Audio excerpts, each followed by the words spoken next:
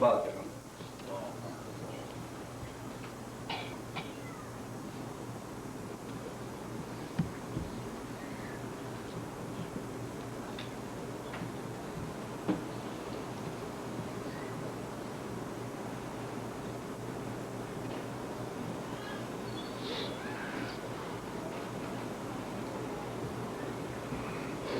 اعوذ باللہ السمیع العلیم من الشیطان اللعین الرجیم،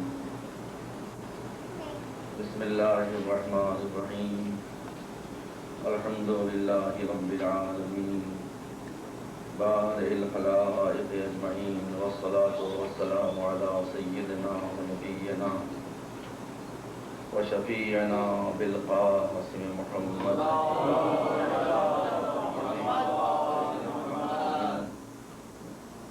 المظلومین الہداة المہدیین الذین عذب اللہ عنہم الرجس وطہرہم تطہیرا۔ اما بعد فقد قال اللہ سبحانہ تبارک و تعالی فی کتابہ المبین وفرقانہ الحکیم وقولہ الحق، یا ایہا الذین آمنوا استجیبوا للہ وللرسول اذا دعاکم لما یحییکم۔ صلوات محمد و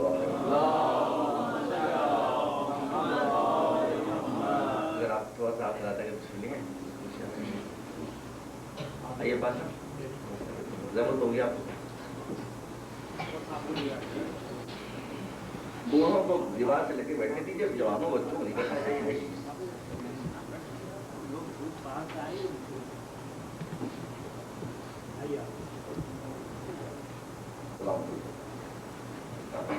آپ ادھر دیوار سے لے کے بیٹھے ادھر آئیے، آپ آپ دیوار چیک لگا بیٹھے تھے، آپ ادھر آئیے، آپ مجھ سے بتا دیجیے، بلا لیجیے ادھر ادھر آئیے پلیز۔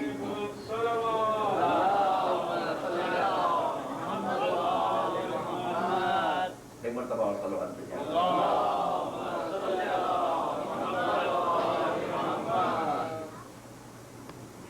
برادران عزیز، ارشاد اقدس الہی ہو رہا ہے قرآن مجید میں کہ اے صاحبان ایمان اور ایمان لانے والوں اور اپنے کو مومن کہلانے والوں، اب جب کہ تم اللہ اور رسول پر ایمان لا چکے ہو تو پھر جب اللہ اور رسول تم کو ایک ایسی شے کی طرف بلائیں کہ جو تم کو زندگی دے دے اور تمہیں زندہ کر دے صحیح معنوں میں، تو ان کے پیغام کے اوپر لبیک ہو۔ ظاہر ہے کہ اب یہ آج و کل کی مجلسیں ویکینڈ میں ہو رہی ہیں اور اس میں کچھ حضرات وہ بھی تشریف لائے تھے آئے کہ جو پہلے تشریف نہیں لائے تھے، کہ 2 منٹ میں سب کا خلاصہ نٹ سے پیش کر دوں۔ گفتگو یہ ہو رہی ہے کہ انسان کی زندگی کے معنی کیا ہے۔ عام طور پر یہ سمجھا جاتا ہے کہ انسان کی زندگی ہے سانس کا آنا، دل کا دھڑکنا اور نفس کا چلنا، لیکن قرآن کے بتانے کی ضرورت نہیں ہے۔ ہر صاحب فکر اور سنجیدہ انسان اس بات کو سمجھ سکتا ہے کہ یہ انسان کی حیوانی زندگی ہے، سانس کا آنا اور دل کا دھڑکنا اور نفس کا چلنا۔ وہ شے جو انسان کو انسان بناتی ہے، اگر وہ شے انسان میں زندہ ہے تو انسان زندہ ہے، اور اگر وہ شے جو انسان کو انسان بناتی ہے انسان میں مر چکی ہے تو انسان کی حیوانیت تو زندہ ہے مگر انسان کی انسانیت زندہ نہیں ہے، اور جب انسان کی انسانیت زندہ نہیں ہے تو حقیقتاً پھر انسان زندہ نہیں ہے۔ اسی لیے قرآن مجید نے ایسے لوگوں کے بارے میں کہ جن کی انسانیت مر چکی ہے یہ کہا ہے کہ یہ چلتے پھرتے جنازے ہیں، یہ متحرک لاشیں ہیں۔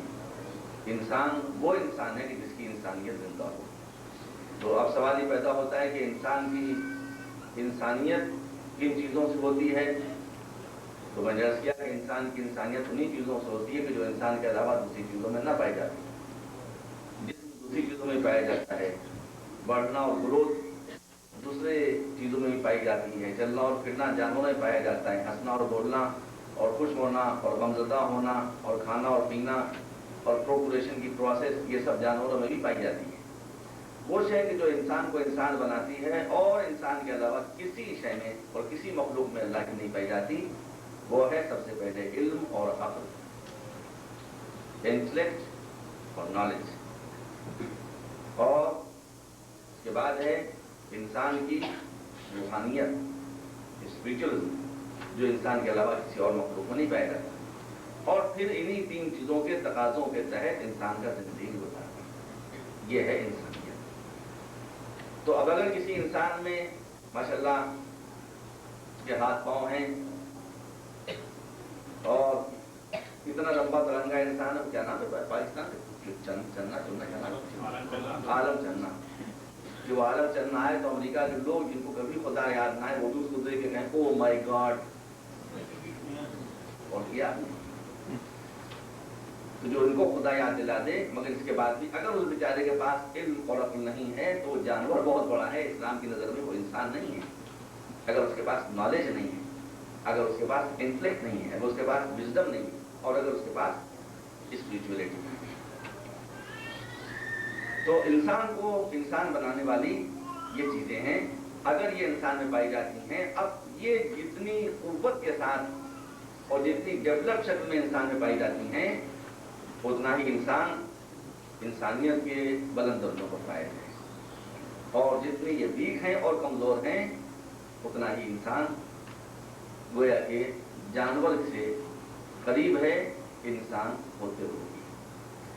एक बात आप समझ लें कि न इंसान के ऊपर जाने की कोई लिमिट है और न इंसान के नीचे जाने की कोई लिमिट है। यही अल्लाह के क्रीचर ऐसा है और मखलूक ऐसा है कि न इसके ऊपर जाने की कोई लिमिट है और न इसके नीचे आने की कोई लिमिट है। इसलिए कि इसके अलावा जो और दूसरे अल्लाह की मखलूकात और क्रीचर्स हैं, उसमें मुश्किल ये है कि उनके आगे भी अल्लाह की एक मखलूक मौजूद है। वो जो अल्लाह की मखलूक है उनके लिए बैरियर बनी है। दरख्त कितनी तरक्की करेगा? दरख्त की लिमिट खत्म हो जाएगी जब जानवर की सरह शुरू हो जाएगी, जानवर की सरह खत्म हो जाएगी जब इंसान की सरह शुरू हो जाएगी। इंसान के ऊपर सिवाय अल्लाह के दूसरा कोई है ही नहीं। तो इसके अच्छा अल्लाह गैर है महदूद, वो है अनलिमिटेड। तो जब वो अनलिमिटेड है तो किसी इंसान के पेश नज़र अगर अल्लाह है और उसने अपना टारगेट अल्लाह को बनाया, इसकी नज़र अल्लाह के ऊपर है, तो फिर ये उस बुलंदी पर जा सकता है कि जहां मलाइका भी उसको सजदा करने के लिए मजबूर है। और मेरे अजीजों, आप ये बात याद रखिए, और बहुत कॉमन सेंस की बात है, मुझको याद दिलाने की जरूरत भी नहीं है कि इंसान की जिंदगी का जो मकसद होता है हमेशा इंसान उस मकसद से नीचा होता है। मकसद हमेशा इंसान अपने से बुलंद चीज को बनाता है। तो जब इंसान अपने से बुलंद अल्लाह को मकसद बनाएगा और टारगेट बनाएगा, तो फिर इसकी बुलंदी चाहे जितनी ऊंची हो जाए और जहां तक ऊंचा पहुंच जाए, लेकिन अल्लाह से नीचे नीचे रहेगा। लेकिन अगर इंसान ने अपना टारगेट बना लिया सोने को और चांदी को और जमीन को और जायदाद को, इस बात याद रखिए, वसीला बनाना दूसरी शय है, मंजिल बनाना दूसरी शय है। सुभान अल्लाह। इस्लाम कहता है कि सारी चीजें तुम्हारे लिए वसीला है, तुम्हारे लिए मीन्स हैं। लेकिन अगर तुमने इसी को टारगेट बना लिया, अगर तुमने दरख्तों को टारगेट बना लिया, तो मैंने क्या कि टारगेट ऊपर होता है, टारगेट बनाने वाला नीचे होता है। तो इंसान होते हुए भी दरख्तों से नीचे आ जाएगा। अगर जानवर को बना लिया तो जानवर से नीचे आ जाएगा, और अगर जमीनों को और बागात को और जायदाद को और प्रॉपर्टी को बना लिया अपनी जिंदगी का मकसद, तो फिर ये इंसान के जिसको अल्लाह ने सबसे ऊंचा बनाया था, ये जमीनों से भी पस्त हो जाएगा, ये जो सबसे ज्यादा पस्त है। तो खुलासा ये निकला कि इंसान में अगर इल्म पाया जाता है तो वो इंसान है, अगर अक्ल पाई जाती है तो वो इंसान है, इंसान में अगर स्पिरिचुअल पाया जाता है तो वो इंसान है। मैंने कल आपकी खिदमत में इल्म के बारे में बहुत सी बातें अर्ज की। आज एक बात मैं आपके सामने शुरू में इतना कर दूं कि आज मजलिस का वक्त का ऐलान 5:30 बजे हो गया था, लेकिन बाद में मैंने बानियान मजलिस से कहा कि इसके बाद ज़ाहिर है कि नमाज मगरिब भी होना है, तो बीच में गैप बहुत ज़्यादा हो जाता है, इसलिए आज मजलिस ताख़ीर से शुरू की जा रही है। और कल की मजलिस का वक्त मैं आपको बता दूँ 6:30 बजे का मजलिस का वक्त है। और बहरहाल मैंने हज़रात से इज़हार किया था कि थोड़ा सा वक्त आगे बढ़ा लें ताकि नमाज के खत्म होने के बाद नमाज और मजलिस में बहुत ज़्यादा अहम न रहे। एक मरतबा सलवात देते हैं आप।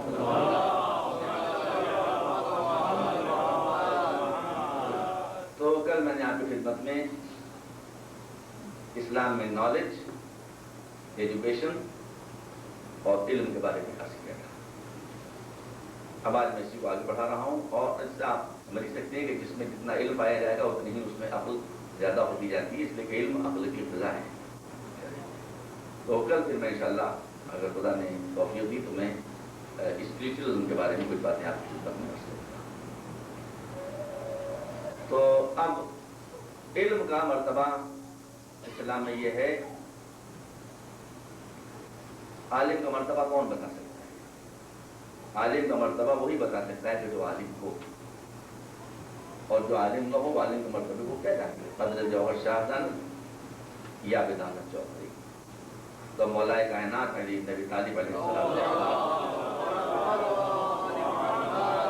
جن کے لیے رسول نے ارشاد فرمایا کہ انا مدینۃ العلم وعلی بابھا، میں علم کا شہر ہوں اور علی اس کا گیٹ اور اس کا دروازہ ہے۔ مولا فرماتے ہیں کہ من وقر عالما فقد وقر ربہ، اگر کوئی انسان کسی عالم کی توقیر کرتا ہے، کسی عالم کی رسپیکٹ کرتا ہے، کسی عالم کی عزت کرتا ہے، تو یہ سمجھ لے کہ وہ عالم کی عزت نہیں کر رہا ہے، وہ عالم کی توقیر نہیں کر رہا ہے، وہ عالم کی رسپیکٹ نہیں کر رہا ہے، وہ اللہ کی رسپیکٹ کر رہا ہے۔ تو اس سے بڑا مرتبہ اور عالم کا کیا ہو سکتا ہے؟ اور تمام شیعہ اور سنی کتب حدیث میں یہ رسول کی حدیث موجود ہے کہ علماء امتی کا انبیاء بنی اسرائیل، میرے علماء کے مرتبے کو کم نہ سمجھنا، یہ انبیاء بنی اسرائیل کے ہم کرنا ہے۔ کل کی مجلس میں درس کیا تھا، یہ علماء کا مرتبہ ہے، اور واقعی جو علماء ہے اس مرتبے کے شایان شان ہیں، اور علماء نے واقعی کار انبیاء کیا ہے، اس میں کوئی شک نہیں ہے۔ کیونکہ رسول نے کام انبیاء بنی اسرائیل کہا ہے، اس لیے میں یہی بات کر رہا ہوں، ورنہ زبان تو پر تو جملہ آتے چلے گا کہ انبیاء سے بڑھ کر کام کیا ہے، لیکن بہرحال جہاں پر رسول نے لمٹ رکھی میں پر میں اس کو رکھنا چاہتا ہوں۔ رسول نے فرمایا کہ انبیاء بنی اسرائیل کی طرح سے ہیں، تو اللہ کا شکر ہے کہ ہمارے علماء نے وہ کام کیا ہے کہ جو یقیناً انبیاء کا کام ہے۔ اور آپ یہ نہ سمجھیں کہ فقط ایران ہی میں یہ ہوا ہے، آپ اپنی تاریخ آپ کے پیش نظر نہیں ہے، یہ کام سب کانٹیننٹ میں ہوا ہے، اور یہاں کے علماء نے بھی کار انبیاء انجام دیا ہے، ورنہ ہندوستان میں آپ کے مسلک اور آپ کے مذہب کے وجود کا کوئی سوال ہی پیدا نہیں ہوتا۔ جو ان کی قربانیوں اور ان کی ہمت اور ان کے عزم کا نتیجہ ہے کہ جو آج آپ کو سب کانٹیننٹ میں نام حسین سنائی دے رہا ہے، اتنے بڑی بڑی مسجدیں آپ کو دکھائی دے رہی ہیں، اتنے بڑے بڑے اداکانے آپ کو دکھائی دے رہے ہیں، تو واقعی وہ کار انبیاء کی۔ تو یہ بات آپ سمجھ لیں، کل میں جس میں عرض کر چکا ہوں آپ کے سامنے کہ اسلام انصاف اور جسٹس کا مذہب، وہ کہتا ہے کہ جس کا جتنا بلند مرتبہ ہے اتنی ہی اس کی ذمہ داری کہتا ہے۔ ہر ڈیوٹی کے مقابلے میں ایک رائٹ ہے، اور ہر رائٹ کے مقابلے میں ایک ڈیوٹی ہے۔ تو اب اگر علماء کو اتنے پریویلیج دیے گئے ہیں، تو آج کی مجلس میں آپ کے سامنے اتنا عرض کر دوں کہ علماء کی ذمہ داریاں بھی بہت زیادہ ہیں۔ علماء کا کام خالی نماز پڑھانا نہیں ہے، علماء کا کام خالی مجلس میں آ کر اور مجلس پڑھ دینا نہیں ہے، علماء کا کام خالی نکاح پڑھنا اور طلاق پڑھنا نہیں ہے، علماء کا کام خالی استخارے دیکھنا نہیں ہے، علماء کا کام خالی مسئلے اور مسائل بیان کرنا نہیں ہے میرے عزیز۔ دیکھیے پھر میں بات کر رہا ہوں، اگر میں بات کہتا نہیں، وہ مولا علی کے جنہوں نے ارشاد فرمایا کہ جس نے کسی عالم کی اگر عزت کی تو اس نے خدا کی عزت کی، وہی نجر اللہ ہمیں بتاتے ہیں کہ اگر مرتبہ عالم کا یہ ہے تو اس کی ذمہ داری کیا ہے۔ فرماتے ہیں کہ وما اخذ اللہ علی العلماء اللہ یقار ولا قرۃ الظالم ولا سغب مظلوم۔ ایک عالم کا کام فقط یہ نہیں کہ استخارے دیکھا کرے، ایک عالم کا کام فقط یہ نہیں ہے کہ مجلس پڑھا کرے، ایک عالم کا کام فقط یہ نہیں ہے کہ نماز پڑھائے، اور کیا فرماتے ہیں کہ عالم کی ذمہ داری یہ ہے کہ وہ اپنی سوسائٹی سے، اپنے معاشرے سے اور اپنے سماج سے ہر قسم کے ظلم کو جب تک مٹا نہیں لے گا اسے چین نہیں ہے۔ اس کی ذمہ داری ہے، علماء کی ذمہ داری ہے۔ کون کہہ رہا ہے؟ مولا علی فرما رہے ہیں، اور ہمارا علم ان سے وابستہ نہیں، اس میں متمسک نہیں، تو ہمارا ہی کیا ہے؟ وہ فرماتے ہیں کہ علماء کی ذمہ داری ہے کہ عالم سے، اور فرماتے ہیں کہ عالم سے اللہ نے یہ عہد لیا ہے، وما اخذ اللہ علی من العلماء، اللہ نے علماء سے یہ عہد لیا ہے کہ اگر سوسائٹی میں ظلم پایا جاتا ہوگا تو جب تک کہ وہ ظلم کو مٹا نہیں لیں گے ان کو رات کو نیند نہیں آئے گی۔ بس اب اس کے آگے میں کچھ نہیں کہنا چاہتا، کسی کے دل کو توڑنا میرا کام نہیں ہے، لیکن میں علماء کو ان کی ذمہ داریوں کی طرف فقط متوجہ کر رہا ہوں، وہ خود انشاءاللہ متوجہ ہیں۔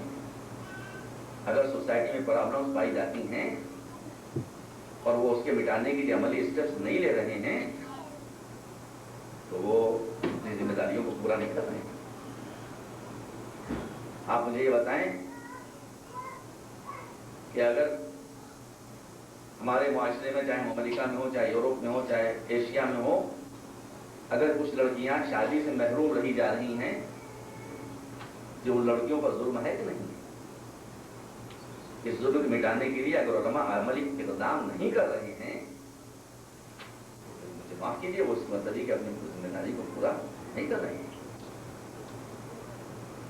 اگر بات بات کے اوپر شوہر اپنی بیویوں کو ڈائیورس کیے دے رہے ہیں، طلاق دیے دے رہے ہیں، یا نہ طلاق دیتے ہیں نہ ساتھ دیتے ہیں، اس سے بڑا ظلم ہے جس کو قرآن مجید نے کہا کہ لا تذروها کالمعلقہ، یا ساتھ دو یا چھوڑ دو، یہ لٹکاؤ نہیں بیچ میں اس کو۔ میرے پیچھے ایسے کیسز ہیں، میں ہوا میں تھوڑی ساری باتیں کر رہا ہوں کہ نہ طلاق دیتے ہیں نہ چھوڑتے ہیں، ظلم ہے۔ لمبا کام ہے یہ ظلم کو مٹائیں۔ اگر ماں باپ اپنے اولاد کو تعلیم نہیں دلا رہے ہیں تو یہ اولاد پر ظلم ہے۔ لمبا کام ہے کہ اس ظلم کو مٹائیں۔ اگر ہماری قوم کے بچے تعلیم سے محروم رہے جا رہے ہیں تو جو بھی علماء کے وقت میں ہے وہ کریں کہ اللہ کے سامنے اگر وہ کہہ سکے کہ ہم نے یہ کیا، کامیابی ہوئی یا کامیابی نہیں ہوئی، اس کی ذمہ داری آدمی پر نہیں ہے۔ لوگ بات سنتے ہیں تو سنتے ہیں، نہیں سنتے تو وہی اللہ بڑی ہے، کوئی اس کی ذمہ داری نہیں۔ لیکن یہ کہ چپ کے بیٹھے رہنا اور قوم کو مٹتے ہوئے دیکھنا، یہ علماء کے شایان نشان نہیں ہے، اور نہ ہمارے علماء کا الحمدللہ کبھی یہ کردار رہا ہے۔ انہوں نے ہمیشہ قربانیاں دی ہیں، انہوں نے ہمیشہ ملت کی رہنمائی کی ہے، اور انہوں نے صحیح اور غلط راستوں کی ملت کو اور امت کو نشاندہی کی ہے۔ اور خاص طور پر میں فخر کے ساتھ یہ بات کہہ سکتا ہوں کہ شیعہ علماء اس میں ہمیشہ سب سے اول رہے ہیں، پیچھے نہیں رہے ہیں۔ چاہے ہندوستان کا معاملہ ہو، چاہے پشچم ہندوستان کا معاملہ ہو، چاہے ایران کا معاملہ ہو، اور چاہے عراق کا معاملہ ہو۔ اور میں مگر ہمارے یہاں جو علماء پائے جاتے ہیں جبروں قسم کے، وہ بھی ایک اپنی جگہ پر ہے بات، ہر جگہ پائے جاتے ہیں۔ دیکھیے اس میں کون سی بات ہے؟ آپ مجھے بتا دیں کون سی وہ کیٹیگری ہے کہ جہاں سب معصوم پائے جاتے ہیں؟ بزنس میں اگر ایماندار بھی پائے جاتے ہیں تو بے ایمانی پائے جاتے ہیں۔ پولیٹیشین اگر بڑے بڑے ایماندار ہیں تو بڑے بڑے فراڈ بھی ہیں۔ کہاں یہ نہیں ہوتا؟ وکلا، سالیسیٹرز، لائرز، یہاں تو الحمدللہ ماشاءاللہ سبھی ایک لائن کے ہیں۔ ڈاکٹرز، بہت سے ڈاکٹرز وہ جو خدمت خلق کے جذبے سے میڈیکل سائنس کو حاصل کرتے ہیں، بہت سے وہ ہیں کہ جو گلا کاٹنے کی نیت سے۔ تو یہ تو کوئی بات نہیں ہے کہ آپ کہیں کہ صاحب ہمارے بھی سارے انسان ہی، عمر میں کچھ اچھے ہوتے ہیں، کچھ بڑے برے ہوتے ہیں، کچھ درمیانے درجے کے ہوتے ہیں، مجھے اختلاف ہوتے ہیں۔ لیکن بہرحال اگر آپ دیکھیں تو بحث مجموعی ہمارے یہاں ذمہ دار علماء کے جنہوں نے حکومتوں کے تختے پلٹ دیے ہیں یا حکومت کو شریعت کے سامنے جھکا دیا ہے، ایسے علماء کی تعداد بھی کم نہیں ہے۔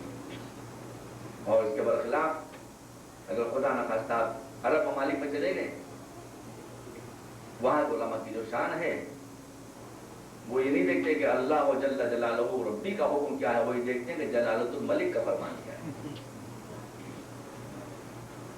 فتویٰ دینے سے پہلے وہ بادشاہ کی پیشانی کو پڑھتے ہیں کہ آپ کیا چاہتے ہیں، جیسا آپ چاہتے ہیں ویسے فتویٰ آتے ہیں۔ الحمدللہ ہمارے یہاں علماء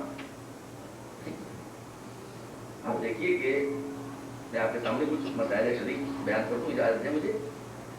اسلام میں اس بات کی اجازت نہیں ہے کہ اگر کوئی آپ کے ساتھ زیادتی کرے تو آپ بھی اس کے ساتھ زیادتی کریں۔ ایسا مشکل ہے ہمارے لیے۔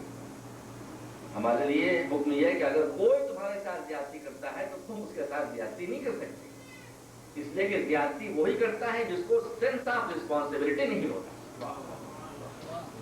تو وہ اگر تمہارے ساتھ زیادتی کر رہا ہے تو وہ اس بات کا ثبوت دے رہا ہے کہ اسے سینس آف رسپانسبلٹی نہیں ہے، اور تم بھی اسی لائن پر چلنے لگے، غصے میں آ کر، جذبات میں آ کر، سینٹیمنٹس میں آ کر، تو اس بات کا ثبوت ہوگا کہ تم نے بھی سینس آف رسپانسبلٹی کھو دیا۔ اس لیے وہ چاہے جو کچھ کرے، تو بدلے میں ہم پتہ ہیں۔ اب آپ دیکھتے ہیں سعودی عرب کے جو علماء ہیں، میں کسی مسلک کو برا نہیں کہہ رہا ہوں، میں تو علماء کی بات کر رہا ہوں، ان کو صرف ایک کام ہے، ان کو کسی کے مسلمان بنانے میں دلچسپی نہیں، ان کو مسلمانوں کے کافر بنانے میں دلچسپی۔ آپ نے یہ علی کہہ دیا ہو گئے کافر، ابھی کتنا آسان ہے کافر ہو جانا۔ آپ نے یا رسول اللہ کہہ دیا، ارے آپ نے غیر خدا کو پکار لیا مدد کے لیے، مشرک ہو گئے۔ وہی بات، یہ ہم لا الہ الا اللہ کہہ رہے، وہ کہہ رہے ہیں آپ مشرک ہیں۔ جو آدمی مشرک نہ ہو اس کو مشرک آپ کیسے بنا سکتے ہیں؟ آپ جسٹ امیجن، بھائی ہم اللہ کو ایک مانتے ہیں، اس کو وحدہ لا شریک مانتے ہیں، اس کی طاقت کے مقابلے میں کسی طاقت کے ہم قائل نہیں. آپ کہتے نہیں آپ تو مشرک ہیں. ارے بھائی ہم نہیں ہیں مشرک. ویسے آپ تو مشرک نہیں تو عجیب بات ہے. مگر ہم ذرا ملاحظہ کریں کہ ہم نے اولیاء خدا کو مدد کے لیے پکارا تو مشرک ہو گئے، اور جب اسی طبقے سے اور اسی خطے سے جب ان پر وقت پڑا ہمارے ٹھوکر لگی، ہم نے کہا یا علی، ان کا گرنے سے تو آپ بچ گیا مگر ایمان گر گیا، مشرک ہو گئے. لو چھٹی ہو گئی. یا علی کہا اور مشرک ہو گئے. اور جب ان پر مصیبت پڑی اب وہ یا علی تو کہہ نہیں سکتے. انہوں نے کہا کیا؟ اپنا اپنا مقدر. کنت ہمدس با ہمدس پرواز، کبوتر با کبوتر باز. تو ہم پر وقت پڑا تو ہم نے کہا یا علی، ہم پر وقت پڑا تو ہم نے کہا یا رسول اللہ، ان پر وقت پڑا تو ہم نے کہا یا بش،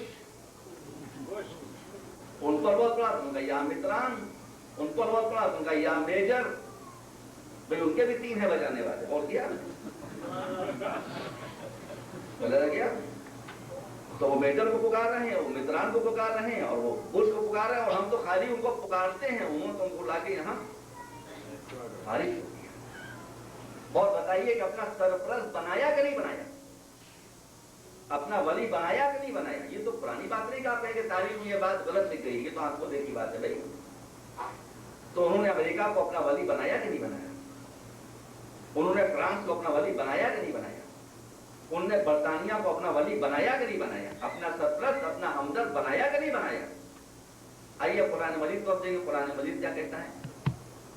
سورہ مبارکہ مائدہ میں ارشاد ہوتا ہے کہ یا ایھا الذین آمنوا لا تتخذوا اليہود والنصارى اولیاء بعضهم اولیاء بعض ومن یتولهم منکم فانہ منهم ان اللہ لا یہدی القوم الظالمین. اے صاحبان ایمان سن لو، اگر اپنا ایمان سنوارنا ہے تو اپنی زندگی میں کتنی ہی مصیبت پڑ جائے لیکن کبھی یہودیوں اور کرسچنز کو اپنا ولی اور سرپرست نہ بنانا.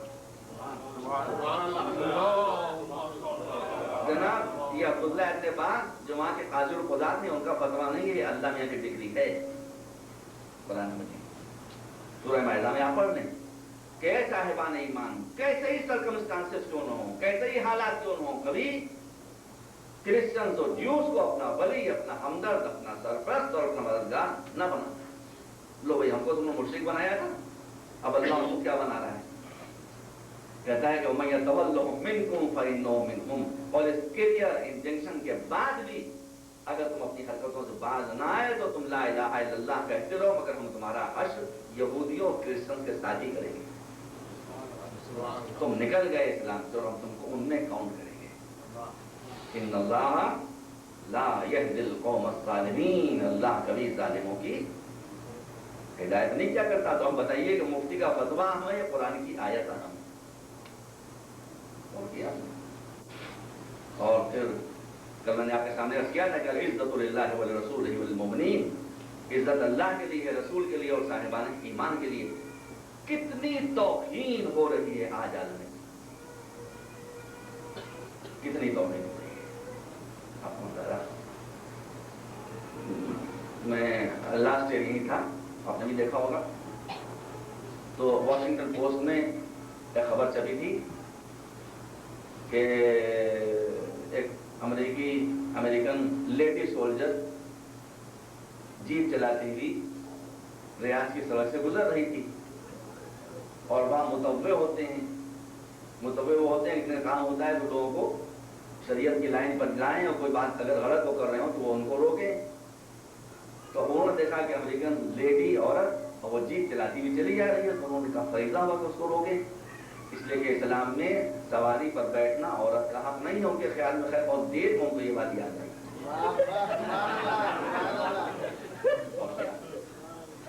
بہت دیر میں ان کی بات ہے بھارت میں. تو انہوں نے بہرحال ان کو روکا، کہا اسٹاپ،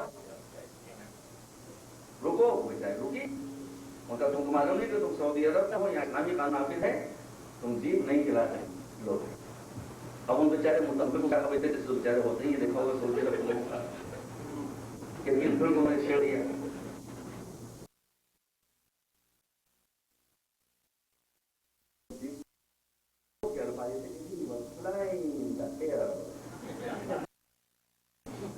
متوع صاحب جو تھے وہ ہوا میں اڑتے تھے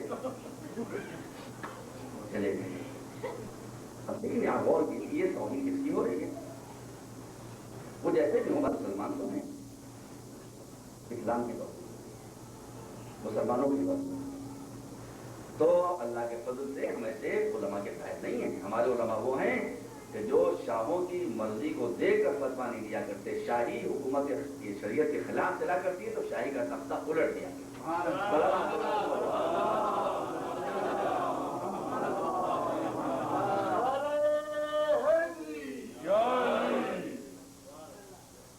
تو اب آپ نے ملاحظہ کیا کہ اسلام میں علماء کی عزت کیا ہے، اور اسی کے ساتھ ساتھ علماء کی رسپانسبلٹیز اور علماء کی ذمہ داریاں کیا ہیں.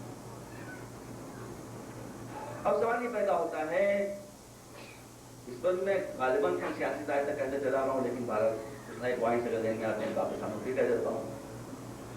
میرے خیال میں تو اب اتنی محنت سننے کے بعد آپ کو یہ غلط فہمی نہیں ہوگی کہ اسلام جب علم کی بات کرتا ہے، نالج کی بات کرتا ہے، ایجوکیشن کی بات کرتا ہے، تو اس کے معنی وہ ریلیجس ایجوکیشن اور جو جس کو آپ ریلیجس ایجوکیشن نالج کہتے ہیں، سیکولر ایجوکیشن اور نالج کہتے ہیں، یہ میں بہت آپ کے سامنے اس میں کہہ چکا. آج میں آپ کے سامنے بس ایک بات اور کلیئر کرتا ہوں. کچھ حضرات اب بھی یہ کہتے ہیں کہ اسلام میں علم پر زور ہے تو اس سے مراد ہے تفسیر، حدیث، اسلامی فلسفہ، اسلامی تاریخ اور اسی طرح کے دوسرے علوم.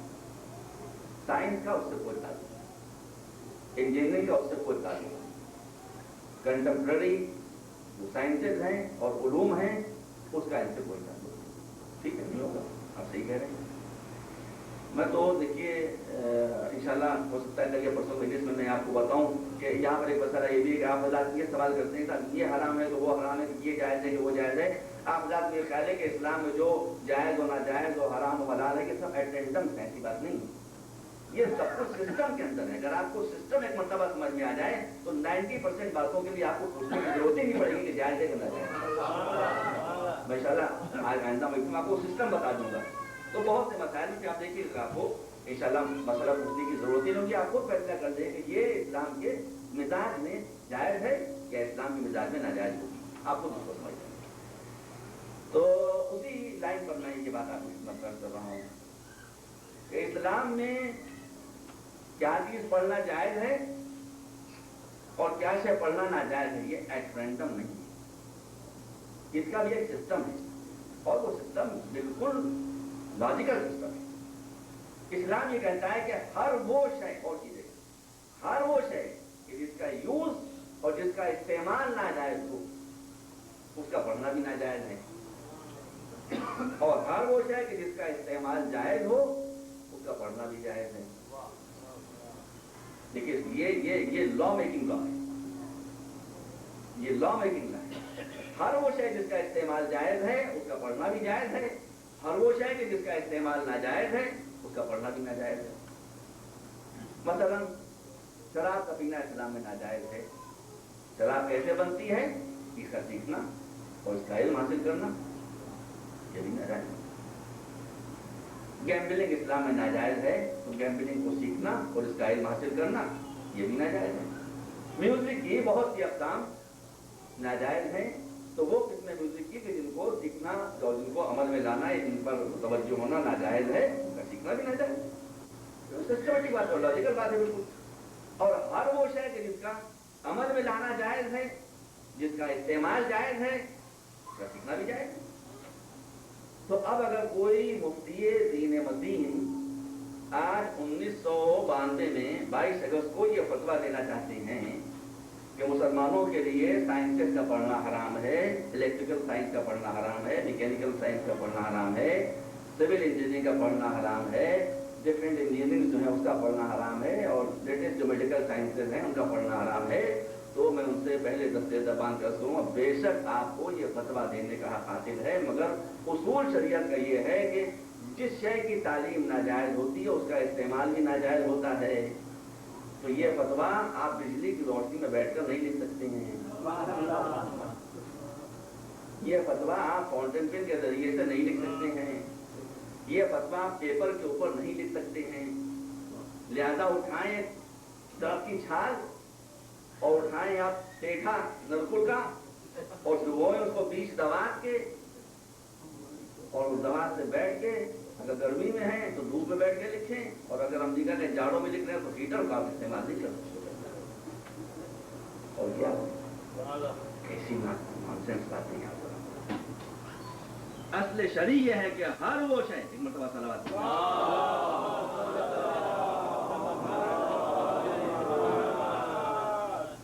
ये बड़ी बात है कि साइंस के जो फ्यूज हैं उससे इस्तेफादा करने के लिए, फायदा उठाने के लिए तैयार हैं, मगर उसको कदम लगाने के लिए हम आता है।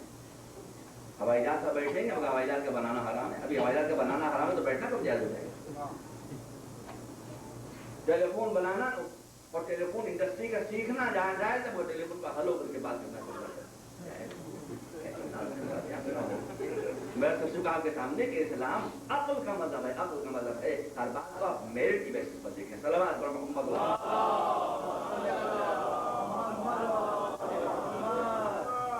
बस एक बात आपकी खिदमत में मैं और कर दूं, और वो सिस्टम वाली बात इंशाल्लाह बहुत सी आपको सवाल करें। इस्लाम में मेरे अजीजों ये तफरीक ही नहीं है कि कौन सा सेकुलर है और कौन सा रिलीजियस है। There's no difference between secular education and religious education. दो अलग अलग लाइनें नहीं है। इस्लाम कहता है कि हर शय का इन्हिसार है आपकी नीयत के ऊपर। अगर आपकी नीयत पस्त है तो कुरान का पढ़ना भी इल्म दुनिया है, हदीस का पढ़ना भी इल्म दुनिया है, मस्जिद का पढ़ना भी इल्म दुनिया है, तिलावत कुरान भी इल्म दुनिया है। और अगर नजर आपकी बुलंद है तो साइंसेस का पढ़ना भी इल्म दीन है, उलूम का हासिल करना भी इल्म दीन है, इंजीनियरिंग का पढ़ना भी इल्म दीन है। नजर आपकी दुनिया के लिए है, नजर आपकी खुदा और खालसा खुदा के लिए है। हर चीज डिपेंड करती है आपकी नीयत। और बस एक बात मैं आपके सामने अर्ज कर दूं, इंशाल्लाह के बाद फिर आपको कोई शुबा नहीं होगा। मसला क्या है? ये बेचारे जो हजरात कहते हैं, ये भी ज़ाहिर है कोई बात ऐसी थोड़ी सी बिल्कुल बेसलेस हो, इसकी भी थोड़ी बहुत बेस है। वो देखते हैं साहब साइंटिस्ट ने क्या किया, एटम बम बना दिया, हाइड्रोजन बम बना दिया, केमिकल गैसेस बना दी, और दौर में सद्दाम कैसे इंस्ट्रूमेंट रहाई करते हैं, वो तैयार हो गए इस्तेमाल करने के लिए, और अपने भाइयों का इस्तेमाल करने के लिए तैयार हो गए। तो उनका कि वो चीज़ के जो खल्क़ खुदा को नुकसान पहुंचाए तो सही नहीं है, तो उसका सीखना भी सही नहीं है। और क्या ना आपने, लेकिन मैं बदला क्या हूँ तो आप जो चाहे पढ़ें, खुदा की कसम पूरी जिम्मेदारी से कह रहा हूँ, साइंस पढ़ें, इंजीनियरिंग पढ़ें, खतरनाक से खतरनाक उलूम पढ़ें, जो चाहे पढ़ें, लेकिन एजुकेशन के पुरानी मेथड को आप इस्तेमाल करें, तो फिर सब कुछ मजहब बन जाएगा, सब कुछ दीन बन जाएगा, सब कुछ तामीर बन जाएगा, सब कुछ कंस्ट्रक्शन बन जाएगा। कुरान का मेथड क्या है जिसको दुनिया छोड़ चुकी है? कुरान का मेथड ये है कि युज़क्कीहिम व युअल्लिमुहुमुल किताब वल हिकमा। रसूल पहले तालीम नहीं देते, रसूल पहले नफ्सों को पाक करते हैं, पहले इंसान को इंसान बनाते हैं, पहले उसमें मॉरल वैल्यूज का डेवलपमेंट करते हैं। जब वो सही इंसान हो जाता है तब उसके हाथ में इल्म की छुरी देते हैं और इल्म की कुव्वत देते हैं। इसलिए कि इल्म तो कुव्वत का नाम है, इल्म एक फोर्स का नाम है, एक इल्म एक छुरी का नाम है। इसी को आप तामीर की राह में लगा सकते हैं, इसी को आप तखरीब की राह में लगा सकते हैं। तो पहले अपने नफ्स को पाक कीजिए, जब नफ्स को पाक कीजिएगा तो हर इल्म इबादत बन जाएगा। और अगर नफ्स आपका खराब है तो क़िबला और काबा बंद कराइएगा, मगर सिवाय लड़ाने को कुछ नहीं। नफ्स को पहले पाक कीजिए, अगर नफ्स पाक नहीं है तो सब लामज़हबी है, और अगर नफ्स पाक है तो सब मज़हब है। सल्लल्लाहु अलैहि मोहम्मद। और बस मैं यहाँ पर रुक कर जरा सा अपनी बहनों से दो बातें अर्ज करना चाहता हूँ। आप किसी अमेरिका को देखिए, अमेरिका में जो बच्चे स्कूल जाते हैं पढ़ने और लिखने के लिए, तो यहाँ के कोर्स में और कोर्स के साथ ऐसी ट्रेनिंग का बंदोबस्त है कि इन बच्चों को अमेरिकन लॉ की अहमियत का एहसास है। ये कभी ट्रैफिक के स्कूलों को नहीं तोड़ेंगे, इंशाल्लाह हम ही आप तोड़ेंगे, ये अमेरिकन नहीं तोड़ेंगे, ये कभी क्यों को नहीं तोड़ेंगे, हम ही आप दिल में कुल बुलाते रहे कैसे क्यों तोड़े, कैसे नई दिल्ली पहुंचे क्यों तोड़ गए, दिल्ली में जब बात है ان کی ٹریننگ اسی طرح سے. تو اگر آپ بھی اپنے بچوں کو شروع سے ٹریننگ ہی اس انداز سے دیں کہ ان کا نقطۂ نظر بلند ہو جائے, ان میں مورل ویلو ڈیولپ ہو جائیں, تو پھر جتنا بھی وہ پڑھتے جائیں گے خلق خدا کو اس سے برکتیں حاصل ہوں گی, خلق خدا کو اس سے مصیبتیں نہیں ملیں گی. صلوات پر محمد.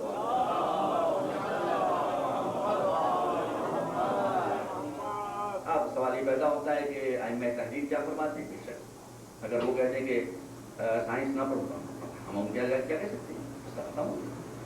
اگر وہ کہے کہ خالی بس عربی پڑھو, عربی کے بعد انگلش نہ پڑھو, فرینچ نہ پڑھو, لیٹن نہ پڑھو, دوسری زبانیں نہ پڑھو, تو آپ خارج نہیں ہیں. ہم تو وہی کہتے ہیں کہ ان سے ملائیں. تو اب ایک بات یہاں پر کہہ دوں کہ سب سے جو اہم بات کہی جاتی ہے وہ یہ کہ اگر آپ نے کنٹمپریری سائنسز بچوں کو پڑھائیں تو وہ گمراہ ہو جائیں گے. یہ بھی غلط ہے, یہ بھی غلط ہے.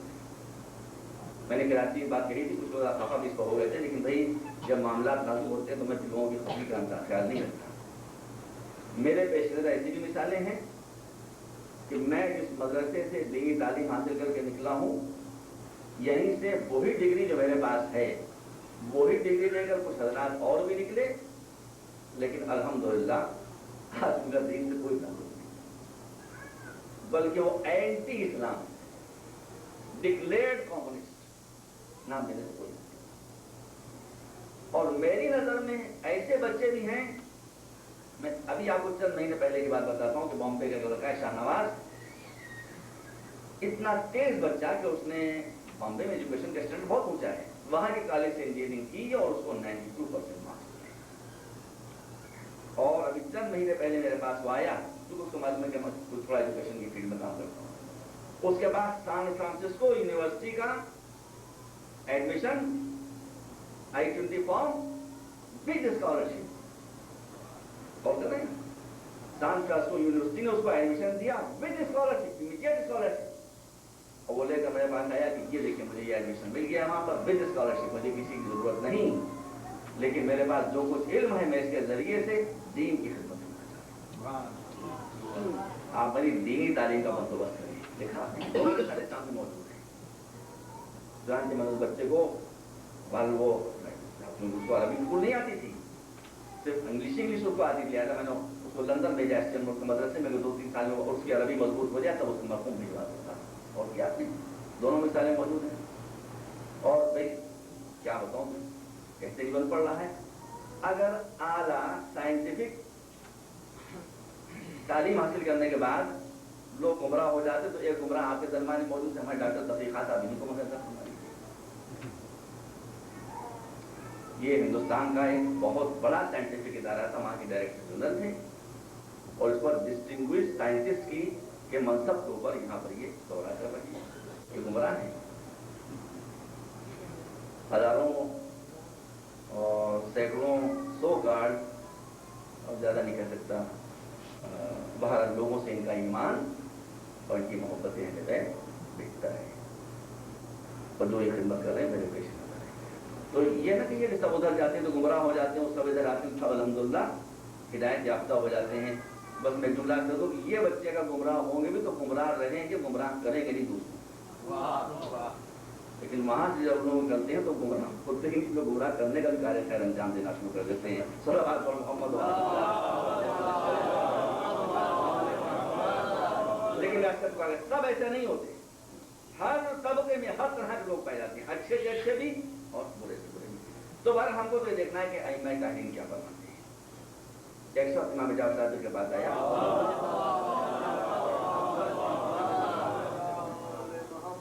زبانوں کی بات ہو جائے, اور نے ایک بات پوچھا, مولا یہ بتائیے آج کل تو نقلی امام بہت گھوم رہے ہیں, ہر یہ بھی امام وہ بھی امام وہ بھی امام, ہم کیسے سمجھیں کہ اصلی امام کون ہے اور نقلی امام کون ہے, آرٹیفیشل کون ہے اور اوریجنل کون ہے. آج میں بہت آسان ہے. کیا کہا کہ امامت برحق کی پہچان یہ ہے کہ امام برحق وہی ہوگا کہ اس سے دنیا کا جو آدمی جس زبان میں سوال کرے گا وہ اسی زبان میں جواب دے گا. اگر وہ کہ ٹرانسلیٹر کو لاؤ تو سمجھ لو نقلی امام ہے, اور اگر اسی کے زبان میں گفتگو شروع کر دے تو سمجھ لو کہ اصلی امام ہے. صلوات پر اور یہ खाली इमाम का इरशाद ही नहीं बल्कि आप तारीफ में देखें बहुत सी ऐसी मिसाल इमाम रज़ा अलैहिस्सलाम के दौर में और इमाम अलैहिस्सलाम के दौर में और दीगर अइम्मा के दौर में कि जब इस्लामी हुकूमत फैली तो मुख्तलिफ मुल्कों से जब लोग आते थे तो अइम्मा तारीख कभी किसी ट्रांसलेटर को बुलाते थे। जो आदमी जिस जबान आया जिस जबान का उसी जबान है उससे गुफ्तगू शुरू कर दी। इमाम रज़ा अलैहिस्सलाम का भी वाक़या मशहूर है कि आप तशरीफ फरमा एक मरतबा खड़ा डिफरेंट कंट्रीज के लोग आए और उन्होंने अपने अब इनके साथ ही बैठे हुए थे। उन्होंने कहा इससे ये जबान बोल रहे उससे बोल और बिल्कुल जो जबान बोले वहां तक वहीं पैदा हो। और ये कैसी बात है ये जबानें आपने कहाँ सीखी? कहा मैंने सीखी नहीं किसी से, अल्लाह ने मुझे सिखाई। कहा क्यों? कहा कि तुमको नहीं मालूम कि मैं हुज्जत खुदा हूँ। हुज्जत और अमाम में फर्क ये होता है कि अमाम को सीखना पड़ता है, हुज्जत को अल्लाह सिखा कर देता है।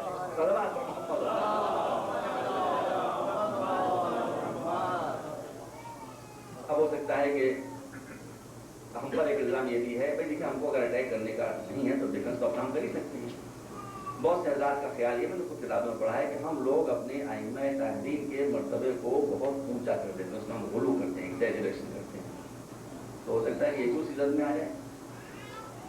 इसके लिए साहब आपके इमाम हैं कि जो हर जबान जानते हैं क्या साहब और फरमा लीजिए। जिस वक्त ये सुलह हुदैबिया हो गई, ये वाक़या मैं पढ़ रहा हूँ बरादरान अहले सुन्नत की दो मोतबर तरीन किताबों से अल-क़साइस अल-कुबरा और तबक़ात इब्न साद जिल्द दूम है, सफ़ा मुझे अभी याद नहीं है लेकिन मेरे पास नोट है। तो ये दोनों मुहद्दिसीन लिखते हैं कि जब सुलह हुदैबिया हो गई और आपने भी सुना होगा और ज़रा सुकून हुआ तो रसूल ने डिफरेंट कंट्रीज में मुख्तलिफ मुल्कों में अपने अपने मैसेंजर भेजे अपने अपने खत के साथ तो तुम इस्लाम कबूल करो, इस्लाम कबूल करो, इस्लाम। ये जो हजरात यहाँ से मैसेंजर बनकर गए थे ये खालिद अरब थे। इनको अरबी जबान के अलावा दूसरी कोई जबान, मजे की बातें सुनिएगा, इनको अरबी जबान के अलावा कोई दूसरी जबान नहीं आती थी। मगर इन दोनों किताबों के मुसन्निफ ये तहरीर करते हैं कि जैसे ही ये मैसेंजर उन ममालिक में उन कंट्रीज में पहुंचे कि जिनके हेड ऑफ द स्टेट के लिए रसूल ने खत लिखा था, जैसे ही उनकी सरहद में दाखिल हुए खुद ब खुद वहीं की बोली बोलने लगे, वहीं की जबान बोलने लगे। ईरान आए ईरानी बोली बोलने लगे, रोम की तरफ गए वहां की बोली बोलने लगे। भाई जरा ये बताइएगा कि इन कासिदों को इन मैसेंजर्स को ये जबान किसने सिखाई? ये बोली किसने सिखाई? अल्लाह अकबर। अगर किसी सहाबी के पास सिर्फ रसूल का एक खत हो, सिर्फ रसूल का एक नामा हो, सिर्फ रसूल का एक लेटर हो तो उस लेटर की बरकत यह है, उस खत की बरकत यह है कि वो जिस मुल्क में जाए वहां की जबान बोलने लगे और जिनकी रगों में रसूल का खून दौड़ रहा। और यहीं पर एक बात और मैं आपके सामने रख कर दूं कि रसूल के सिलसिले में भी हमारा नुक्ता नजर वो नहीं है जो आलम इस्लाम का है। बड़ी बदनसीबी की बात है कि आलम इस्लाम का नुक्ता नजर रसूल के बारे में है कि रसूल जाहिल थे। जहालत से बड़ा कोई ऐब नहीं है दुनिया में। हम नहीं कहते कि रसूल जाहिल। और मैं यही बात सवाल करना चाहता हूं कि आप ये बताएं रसूल का लिखा वक्त कितना ही मुकद्दस क्यों न हो, कितना ही साहिब अजमत क्यों न हो, मगर कुरान के बराबर तो नहीं हो सकता। इसलिए कि ये रसूल का खत है, वो अल्लाह का पैगाम है। और सहाबी जितना भी मुकद्दस क्यों न हो रसूल के बराबर तो नहीं, और रसूल जितने भी अजीम क्यों न हो अल्लाह के बराबर तो नहीं हो सकते। अब आप ये गौर करें कि रसूल अगर किसी के हाथ चंद सतरें लिखवा कर लिख कर भिजवाते हैं तो उसकी बरकत ये होती है कि उसको जो जबान नहीं आती वो जबान बोलने लगता है। जो अल्लाह का पैगाम लेकर रसूल आए उसके खत में तो ये बरकत हो और अल्लाह के पैगाम कुरान में ये बरकत हो कि जिस जबान में चाहे पैगंबर गुफ्तगू शुरू करते हैं। आपने गालिबा तवज्जो नहीं फरमाई, बात मजा से आगे बढ़ा रहा हूँ और कदीम बात को जदीद बात से मिला रहा हूँ। इमाम जाफर सादिक अलैहिस्सलाम फरमाते हैं कि कुरान में 73 डिफरेंट लैंग्वेजेस के अल्फाज इस्तेमाल किए गए हैं। 73 मुख्तलिफ जबानों के अल्फाज इस्तेमाल किए गए हैं। लेकिन जो मैं खुद देखता हूँ मैंने कह दिया आपके सामने, जो मैंने खुद नहीं देखा सुना है वो मैं आपको बताया, मैं कोई गलत बात नहीं कहता। ये मैंने खुद देखा कि इमाम ने फरमाया कि कुरान में डिफरेंट 73 लैंग्वेजेस के अल्फाज इस्तेमाल किए गए। और अभी 2 साल पहले गालिबन जब मैं स्विट्जरलैंड गया था तो वहां पर एक मोतबर शख्स ने मुझसे बताया कि एक चेक स्कॉलर ने जो कुरान पर रिसर्च की है तो उसने ये बताया है कि कुरान में 73 जबानों के अल्फाज उसने ढूंढ के निकाले। तो जो इमाम ने कहा था उसी तक लेटेस्ट आज के दौर की रिसर्च भी पहुंची। अब मुझे आप ये बता दें क्या रसूल किसी ऐसी जबान में गुफ्तगू कर सकते हैं या कुरान सुना सकते हैं जिस जबान से खुद वो वाकफियत रखते हैं? तो हम इसके ख्याल नहीं है कि रसूल माजल है, इसलिए कि जाहिर हाँ ये कि रसूल ने किसी से नहीं पढ़ा था, ये भी आप सुन लीजिए भाई। अब ये तो रसूल ही किसमें क्या खाता है? अगर रसूल पढ़े लिखे थे तो रसूल का उस्ताद कौन था? अच्छा पहले ये बताइए कि आदम का उस्ताद कौन था? आदम ने तो इल्म के मुकाबले मलाइका को शिकस्त दे दी थी, उनका उस्ताद कौन था बता सकते हैं? वो भी जाहिल थे। अच्छा नूह का उस्ताद कौन था बता दीजिए। इब्राहिम का उस्ताद कौन था बताइए भाई। कहीं तारीख से कोई लूड़ा लगड़ा उस्ताद निकाल मुझे दिखा दीजिए। हजरत ईसा का उस्ताद कौन था? हजरत मूसा का उस्ताद कौन था? और आगे बढ़ूं, अली का उस्ताद कौन था? हसन का उस्ताद कौन था? हुसैन का उस्ताद कौन था? ज़ैनुल का उस्ताद कौन था? मोहम्मद बाकिर का उस्ताद कौन था? तो अगर आपने ये सिलसिला बना लिया कि जिसका उस्ताद ना मिले वो जाहिल, तो अंबिया भी जाहिल, आइम्मा भी जाहिल, सब या बात को समझिए, वो जाहिल नहीं है, आप जाहिल हैं। ये आपकी जहालत है कि जिसका उस्ताद ना मिला उसको जाहिल कह दिया। जो खुदा के यहाँ से पढ़ कर आया उसको यहाँ के उस्ताद की जरूरत क्या है? सलवात पर मोहम्मद एक मरतबा और सलवात दे दें।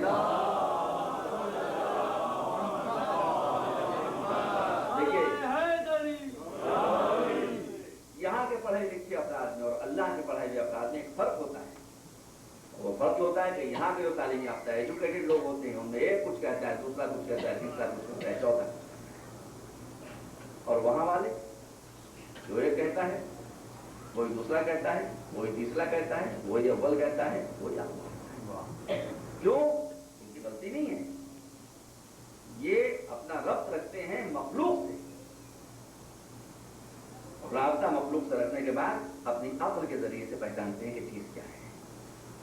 इनका राबता होता है मखलूक से, उनका राबता होता है खालिक से, इसलिए इनके यहाँ शक की गुंजाइश है, उनके यहाँ यकीन के अलावा कोई किसी दूसरी शय की गुंजाइश नहीं है। आपने कहानी सुनी होगी, मैं भी बात को आगे बढ़ा के आते बात को गलती कर रहा हूँ। एक कमरा है, कमरे के अंदर आपने एक हाथी को बंद कर दिया। हाथी को बंद करने के बाद आपने वहां अंधेरा कर दिया, बिल्कुल उसका आपको सुना हुआ है। अब 4 आदमियों को आपने भेजा कि जाओ देखो अंदर जो जानवर है वो कैसा है। अब ये है इतने से हाथी उतना ऊंचा, दिखाई कुछ दे नहीं रहा है। तो बस काश के आप समझ लें कि जहां कोई शय दिखाई नहीं देती वहीं टटोल टटोल कर मालूम किया जाता है। अब ये टटोलना शुरू किया, हाथ से किसी के हाथ में आया उसका पांव, किसी के हाथ में आई उसकी सूंड, किसी के हाथ में आया उसका कान। जिसके हाथ में कान आया तो उसने कहा कि वो जो अंदर जानवर है वो पंखे का ऐसा है। जिसके हाथ में आया पांव उसने कहा वो खंबे का ऐसा है। और किया 4 आदमी निकले, 4 बयान, जिसने कुछ कहा, किसी खता नहीं है, उसको दिखाई तो दे नहीं रहा है। ये हाथों से टटोल टटोल कर मालूम करे, हाथ तो इतने ही है, उसमें एक हिस्सा तो आएगा, पूरा हाथ तो हाथ में नहीं आ सकता। तो जिसके हाथ जो पड़ा उसने वो बता दिया। अब इन 4 आदमियों को मैंने निकाला और 12 आदमियों को एक साथ अंदर कर दिया, मिसाल दे रहा हूँ। और जैसे ही 12 आदमी अंदर गए वैसे मैंने लाइन बिजली ऑन कर दी, रोशनी हो गई। अब ये हाथी को देख रहे हैं, कोई देर निकल कर आए, उन्होंने टटोल कर मालूम क्या था कि हाथी कैसा है। तो एक कुछ कह रहा था, दूसरा कुछ कह रहा था, तीसरा कुछ कह रहा था, चौथा कुछ। वो 4 थे मगर 4 रास्ते हो गए। ये रोशनी और नूर की मंजिल में से लिहाजा जो एक ने कहा, वही दूसरे ने कहा, वही तीसरे ने कहा, वही अव्वल ने कहा, वही आखिर ने कहा। सलावत पर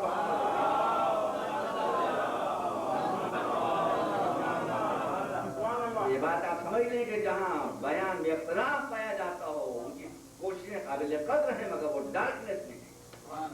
اور جہاں بیان میں اختلاف نہ پایا جاتا ہو، جو ایک کہے وہی دوسرا کہے، وہی تیسرا کہے، وہی چوتھا کہے، وہی اول کہے، وہی آخر کہے، سمجھیے کہ وہ نور کی مانتے ہیں۔ تو آل محمد اور اہل بیت رسول نور کی مانتے ہیں، حقیقتیں ان کی نظروں کے سامنے ہیں۔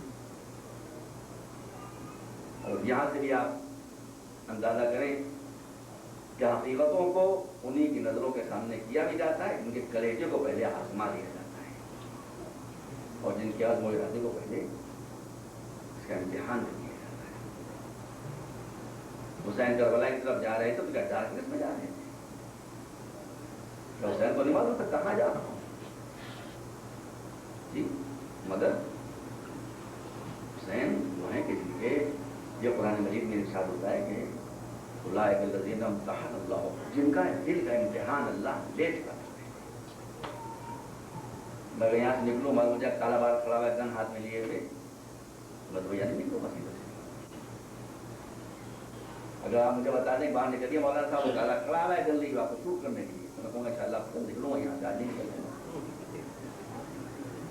کیوں؟ میرے دل میں اتنی قوت نہیں ہے، مگر اس کے دل کی قوت کو اللہ نے آزما چکا ہے، عزم کو جانتا ہے، ارادے کو جانتا ہے، قوت کو جانتا ہے، اور سمجھتا ہے کہ یہ وہ ہیں کہ جو موت سے بھاگتے نہیں ہیں، بلکہ جن کے بزرگ کہہ چکے ہیں کہ ہم کو موت سے اتنا پیار ہے جس نے بچی کو ماں کی گود سے پیار ہوتا ہے، ان کو بتا دیا۔ تو حسین کو سب معلوم تھا کہاں جا رہے ہیں، اور اگر معلوم نہیں تھا تو نانی کو دکھا کیسے دیا؟ جب نانی آئی ہیں اور کہا کہ بیٹا سب طرف جانا، عراق کی طرف جانا، حسین نے پوچھا کیوں؟ کہا کہ تمہارے نانا کہہ چکے ہیں کہ تم عراق میں سرزمین کربلا وہاں شہید کی جاؤ۔ نانی بتا بولتے ہی تو معلوم ہے، کیا تم کو کہا کہ مجھے تو یہ بھی معلوم ہے کہ کون بچہ کہاں شہید ہوگا، اور میرا کون سپاہی گھوڑے سے کہاں گرے گا، اور کون کیسے پکڑے گا، مجھے تو یہ بھی معلوم ہے۔ اب نہیں میرے عزیزو، اب ذرا غور سے، ابھی اپنی جان تو ٹھیک ہے، یہ کون سا دل ہے حسین کے سینے میں کہ جانتے ہیں کہ لیبر کا انجام کیا ہوگا، لیبر کو ساتھ لے کے جانا ہے۔ عباس کا ایسا بھائی دنیا میں کسی کو نہیں ملا، جانتے ہیں کہ عباس کا حشر کیا ہوگا، مگر عباس کو ساتھ لے کے جانا ہے۔ جانتے ہیں قاسم پامال ہو جائے، مگر ساتھ لے کے جانا ہے۔ جانتے ہیں کہ میں 3 دن کی بھوک و پیاس میں زیر خنجر سمراج لے جانے پر تیار ہے۔ عزیزوں، اس منزل پر کچھ لوگوں کی غلط فہمی ہو جاتی ہے کہ اس کا مطلب ہے کہ امام نے سوئسائڈ کیا، امام نے خودکشی کی، نہیں، بات نہیں ہے، بات آپ سمجھ لیں۔ اگر انسان کسی مقصد بلند کو پیش نظر رکھے بغیر فرسٹریشن کی وجہ سے اپنی جان دے رہا ہے، کسی صدمے کی وجہ سے اپنی جان دے رہا ہے، تو یہ ہے سوسائڈ۔ اور اگر کسی مقصد بلند کی حفاظت کے لیے، اعلیٰ اقدار کے بچانے کے لیے انسان جان دے رہا ہے، تو پھر یہ سوسائڈ نہیں، پھر یہی تو شہادت ہے۔ شہادت وہ چیز ہوتی ہے کہ جس پہ انسان کے انٹینشن اور ارادے کو دخل حاصل ہو، اور اگر انسان کو مار دیا گیا بغیر اس کے کہ اس کا ارادہ سامنے آئے تو وہ مظلوم ہے مگر مقتول ہے، شہید نہیں ہے۔ تو حسین راہ شہادت کی طرف بڑھ رہے ہیں، جانتے تھے کہاں جا رہا ہوں، یہ بھی جانتے تھے کہ میں اگر اپنی جان نہیں دوں گا تو اسلام ختم ہو جائے گا، میں اگر اپنی جان نہیں دوں گا تو شریعت ختم ہو جائے گی، شریعت کے اصول مٹ جائیں گے۔ بس حضرت داران حسین اپنی روایت کر دی، کہیں پر اچھا کیا قیمت ختم کر دوں۔ نانی نے کہا بیٹا تم سب جانتے ہو، تو میں نے تو زمین کے مراتب اور فضائل بہت سنے ہیں۔ کہا کہ ہاں نانی، آپ چاہتے ہیں کہ میں زیارت کرا دوں؟ آپ جانتے ہیں کہ جتنا علم زیادہ ہوتا ہے اتنی طاقت زیادہ ہوتی ہے۔ اب حسین کا جب علم ملتا ہے تو طاقت بھی نہیں ہے۔ کہا بیٹا اس کی زیارت کیسے ہو سکتا، میرے پاس آ جائیے نانی۔ بوڑھی نانی آئی، ایک مرتبہ حسین نے ہاتھ اٹھایا، ہاتھ بلند ہوا اور بلند ہونے کے بعد جھکا اور کربلا سامنے آ گئی۔ کہا نانی دیکھیے یہ نہر فرات، یہ پانی، یہ میرے بچوں پانی بند ہو جائے گا۔ یہ اسپاٹ وہ ہے کہ جہاں ایک بار گھوڑے سے گریں گے، یہ جگہ وہ ہے کہ جہاں قاسم کی لاش پامال ہو گئی، وہ نہر کا کنارہ وہ ہے کہ جہاں عباس مظلوم کے ہاتھ کٹیں گے، اور فرات کے کنارے عباس کی شہادت ہوگی۔ حضور بعض منزلیں ایسی آ جاتی ہیں کہ جہاں انسان کو اپنی جہالت کا اعتراف کرنا پڑتا ہے۔ مجھ سے کہا گیا تھا بہت ڈرتے رہتے، یہ بات میں آپ کے سامنے میں عراق بہت کیا، اور میں آپ کو بتا دوں میری والد ماجدہ کا تعلق عراقی سے، لیکن اتفاق کی بات ہے میری بدنصیبی کہ مجھے یہ پتا تھا اور مجھے یہ بتایا بھی گیا تھا کہ حضرت عباس ابن علی اور امام حسین علیہ السلام کے اصل جہاں پر قبریں ہیں اس کے گرد دیواریں اٹھا کر اور راستوں کو بند کر دیا گیا ہے. لیکن ابھی حال میں جب میں نے ایک ویڈیو دیکھا تو اس سے مجھے اندازہ ہوا کہ یہ ابتدا میری غلط تھی. اور وہ ویڈیو انشاءاللہ میرے پاس 3-4 روز میں امید ہے مجھے کہ آ جائے گا تو میں انشاءاللہ آپ کو بھی دکھاؤں گا. عزیزوں، میں یہ سمجھتا تھا کہ وہ نہر خشک ہو چکی ہے، لیکن وہ نہر خشک نہیں دی. آپ انشاءاللہ دیکھ لیجیے گا، 2 روز میں آپ کو دکھا دوں گا. اور میں نے بھی دیکھا کہ حضرت عباس بن علی کی اصل قبر جہاں پر موجود ہے اس نہر کا پانی اب بھی عباس کے قدموں کو چومتا ہوگا. قبر عباس تہ خانے میں نیچے ہے. اپنی آنکھ کا ملاحظہ کریں تو برداشت نہیں کر سکتا. وہ نہر آج بھی جاری ہے. بس ہاں چونکہ شاید عباس کے لبوں تک یہ پانی پہنچ نہ سکا تھا، اس لیے اس نے اپنے چہرے پر غیبت کا پردہ ڈال دیا ہے. زمین کی تہوں میں ہے لیکن موجود ہے اسی طرح سے رننگ واٹر ہے جہاں پر عباس نے. تو آج ویڈیو کے ذریعے ہم یہ دیکھ سکتے ہیں. تو حسین نے پہلے دکھا دیا کہ دیکھیے میری جد ماجدہ، یہ فرات ہے، اس کے کنارے میرا بھائی شہید ہو. اس کے بعد کہا کہ وہ ایک بلندی آپ کو دکھائی دے رہی ہے، اسی پر یہ میرا بچہ علی اصغر کی جو بھی چند دن کا ہے یہ رومولا کی تیر کا نشانہ ہے. اور اس کے بعد فرمایا آپ نے وہ ایک نشیر دکھائی دے رہی نا نہیں آپ کو یہی جگہ وہ ہے کہ جہاں حسین آپ کا نواسا ہے سجدے کے عالم میں دیرے خنجر نشین آ جائے گا. بس یہ فرما کر حسین نے تھوڑی سی مٹی اٹھائی اور مٹی اٹھا کر حضرت ام سلمہ کو دے دی.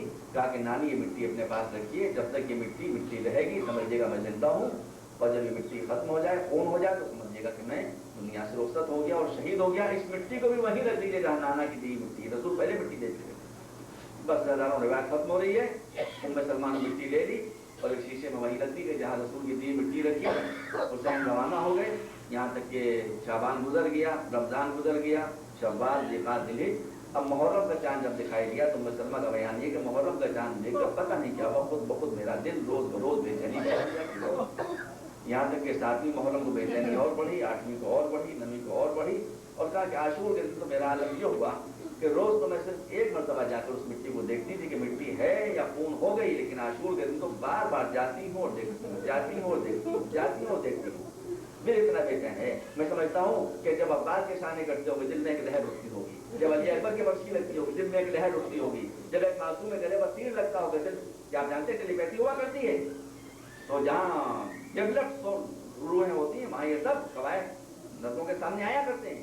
کہا کہ بار بار میں جا کر دیکھتی رہی، یہاں تک کہ نماز ظہر پڑھ کر میں نے جا کر دیکھا کہ مٹی ہے. نماز ظہر پڑھ کر میں سو گئی. یہ روایت سنی اور شیعہ دونوں روایت میں ایک طرح سے موجود ہے.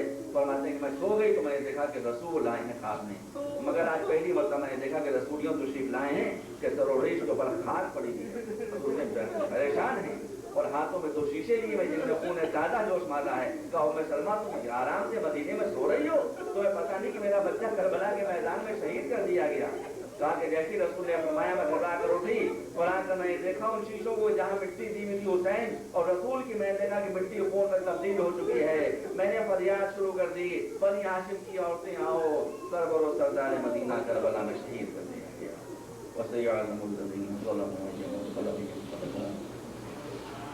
اللهم اغفر للمؤمنين والمؤمنات والمسلمين والمسلمات والأحياء والأموات إنك تغفر الذنوب جميعا. حضرات ابھی تقریباً آدھا گھنٹہ مجلس میں نماز کے وقت میں باقی ہے.